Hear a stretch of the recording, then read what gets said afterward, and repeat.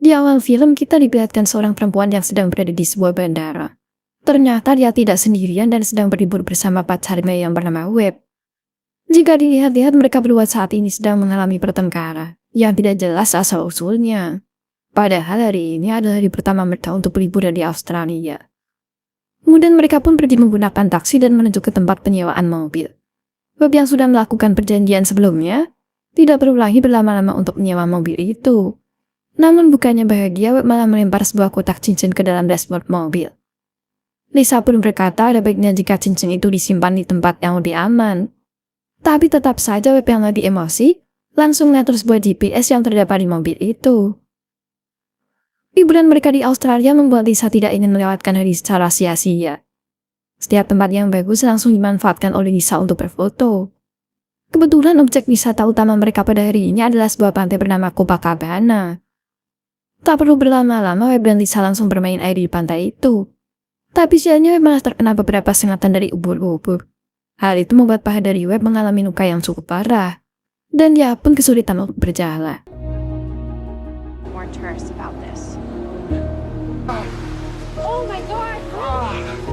Masih hari pertamanya pacar, Lisa tidak puas dengan pantai Copacabana. Sampai suatu ketika dia melihat foto objek wisata yang bernama Uluru. Lebih tepatnya, Uluru adalah sebuah gunung batu yang terdapat di tengah-tengah pedalaman. Yang menjadi masalahnya untuk tiba di Uluru membutuhkan waktu selama 32 jam. Dari malam sampai pagi mereka melakukan perjalanan dan hanya mengandalkan sebuah GPS untuk berjaga-jaga. Mereka berhenti di salah satu rumah yang menjual bensin eceran. Beruntungnya di dalam rumah itu juga terdapat sebuah minimarket yang menjual berbagai makanan ringan. Singkat cerita, hari pun sudah malam. Mereka memutuskan untuk menginap satu malam di sebuah hotel. Dalam kondisi kelelahan seperti ini, Webb masih memikirkan sebuah masalah yang membuat dirinya tidak nyaman saat berlibur. Tapi untuk masalahnya sendiri sampai sekarang belum dijelaskan apa yang terjadi.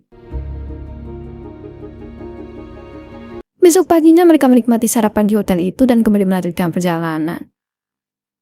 Belum saja sampai di Uluru, Lisa sudah mulai kehilangan sinyal karena lokasinya yang berada di pedalaman. Meskipun begitu, Webb menjelaskan bahwa GPS tidak harus membutuhkan jaringan sinyal. Lebih tepatnya, GPS hanya mengandalkan sinyal satelit untuk menunjukkan sebuah arah. Selama perjalanan, mereka ngobrol-ngobrol di dalam mobil sambil menikmati makanan ringan. Namun di tengah perjalanan, tanda-tanda masalah sudah mulai muncul, di mana GPS mereka mengalami rerouting, dan kemungkinan besar bisa salah menunjukkan jalan. Sampai pada akhirnya mereka terhenti di sebuah jalan yang hanya dipenuhi oleh tanah. Sampai di titik ini masih ada 1000 km lagi untuk mereka tempuh dengan waktu 16 jam. Dengan kata lain, 1000 km sebelumnya sudah mereka lewati saat sampai di motel semalam. GPS itu pun terus menentukan berbagai arah, yang tentunya membuat Webb mulai kebingungan. Saat perintah itu diikuti, ujung-ujungnya Webb malah disuruh muter balik. Padahal jalannya aja udah buntu, dan tidak mungkin bisa dilewati oleh mobil. Kali ini dia sudah tidak percaya lagi dengan GPS. Dan terpaksa berhenti di tengah-tengah hamparan tanah. Ditambah lagi banyak sekali hewan buas yang tentu saja berada di kawasan itu. Alhasil pertengkaran pun kembali terjadi, dan membuat perjalanan ini semakin kacau. Lalu Webb berencana untuk menaiki sebuah bukit, dengan harapan dapat melihat posisi jalan raya. Tanpa berlama-lama mereka berjalan ke bukit itu, sambil berbicara mengenai keindahan tempat ungu. Waktu demi waktu mereka sadari sudah tidak bisa untuk berjalan ke bukit itu. Tapi sayangnya saat sampai di atas bukit itu, mereka tidak melihat sama sekali sebuah jalan raya. Jadinya momen itu mereka gunakan hanya untuk berfoto-foto. Setelah itu mereka kembali menuruni bukit dan berencana untuk istirahat di mobil mereka. Namun kondisi yang begitu gelap membuat mereka sulit untuk menemukan jalan pulang. Padahal Webb sudah mengingat posisi mereka, dan yakin betul bahwa arah ini sudah benar. Tapi Lisa tak mau mengambil resiko untuk berjalan lebih jauh lagi.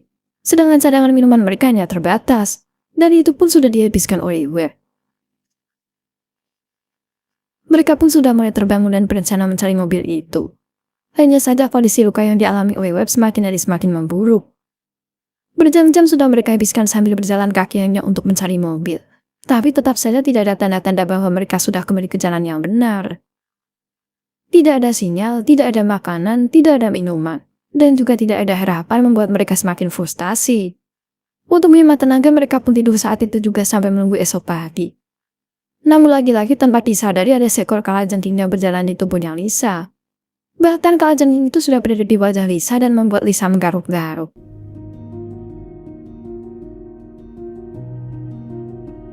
Kemudian hari kedua pun sudah tiba. Tapi anehnya Lisa tidak terbangun lagi dari tidurnya. Wajahnya juga terlihat semakin pucat, dan tentunya membuat Webb semakin panik. Saking sayangnya, Webb tetap saja memperdoakan Lisa, walaupun kondisinya sendiri sudah terlalu lemas. Beberapa menit kemudian dia pun terhenti dan menemani Lisa di tempat itu. Webb yang tidak ingin membuang-buang tenaga sengaja menyempatkan diri untuk beristirahat. Saat sore hari secara tidak sengaja Webb melihat sebuah pesawat yang melintas di atasnya. Tapi pesawat itu sama sekali tidak menyadari keberadaan Webb di tempat ini. Seketika itu juga Webb berencana untuk mengambil setiap batu yang ada di sekitarnya. Batu demi batu dia susun satu persatu sampai membentuk sebuah tanda SOS. Tidak sampai di situ, Webb menyuruh Lisa yang tidak sadar untuk menunggu di tempat ini. Dia pun langsung mengambil sebuah ranting sambil berjalan ke arah sebelumnya. Saat dari menjelang sore, Lisa baru tersadar dengan kepala yang sedikit pusing. Ditambah lagi tepat di pundaknya terdapat sebuah luka sengatan yang begitu parah. Dari sini bisa dibilang bahwa tadi malam Lisa terkena sengatan kalajengking. Di sisi lain, Webb yang terus berjalan berhasil kembali ke tempat mereka tidur. Dan dia pun menemukan tas milik Lisa. Dia berencana untuk memanfaatkan air kencing sebagai sumber mineral. Rasanya tentu saja sangat mantap. Tapi mau gimana lagi karena ini darurat. Untuk arah baliknya, Webb dengan mudah mengikuti tanda yang sudah dia garis dengan ranting. Sedangkan Lisa yang semakin panik terus berteriak memanggil nama Webb. Dia pun pada akhirnya tidak tahan lagi dan pergi meninggalkan tempat itu.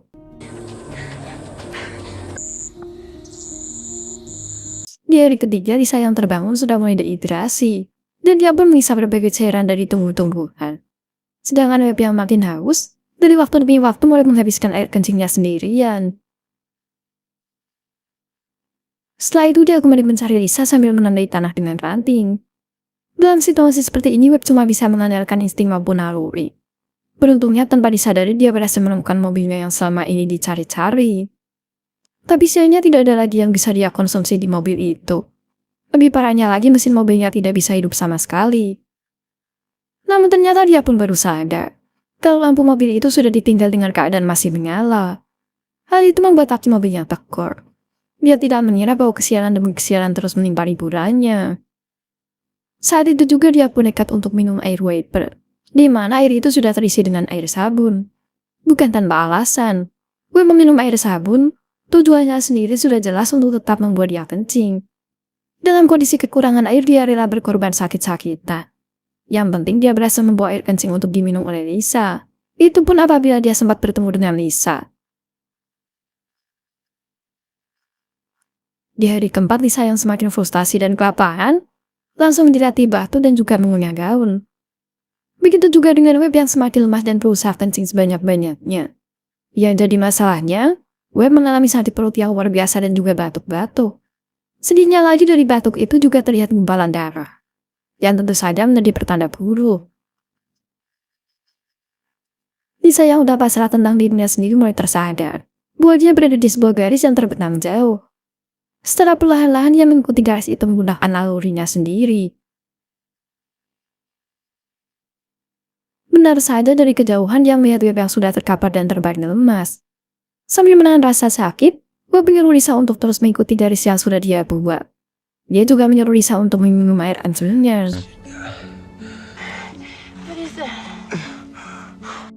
Tak lama dari itu, secara tiba-tiba Webb mengalami kejang-kejang yang cukup menyedihkan. Bisa dibilang ini adalah detik-detik terakhir bagi seorang Webb untuk melihat wajah kekasihnya.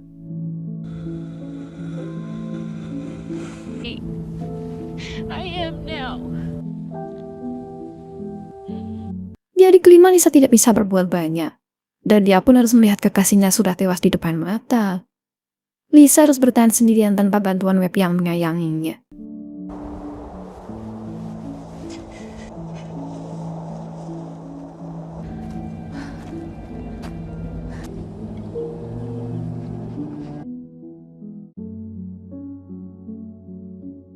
Sampai pada akhirnya Lisa pun berhasil menemukan mobil yang mereka tinggal.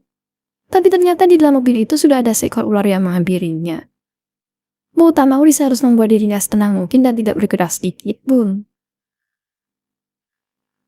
Setelah bermenit-menit dia bertahan, ular itu pun pada akhirnya kembali menjauh dari dirinya.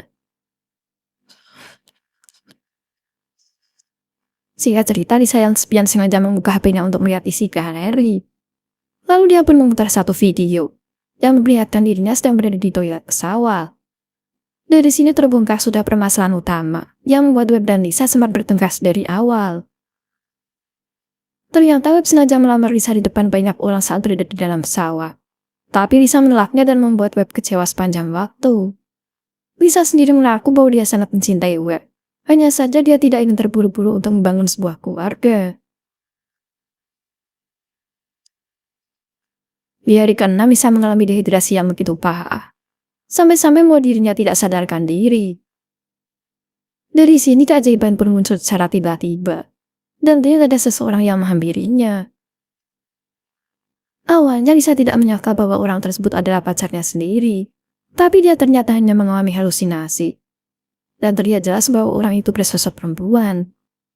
Perempuan itu adalah seorang peternak, di mana dia mengetahui keberadaan mereka setelah melihat tanda SOS yang dibuat oleh Webb. Lalu jasadnya Webb sudah dipulangkan ke Amerika Serikat. Dan dia dinyatakan tewas akibat gagal ginjal karena meminum air sabun. Sedangkan Lisa berhasil diselamatkan dan kini menjadi seorang perawat.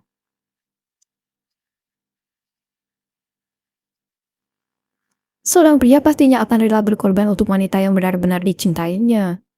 Penolakan dari seorang wanita akan sangat menyakitkan bagi seorang pria seperti Webb. Nah, itulah pembahasan film kali ini, guys.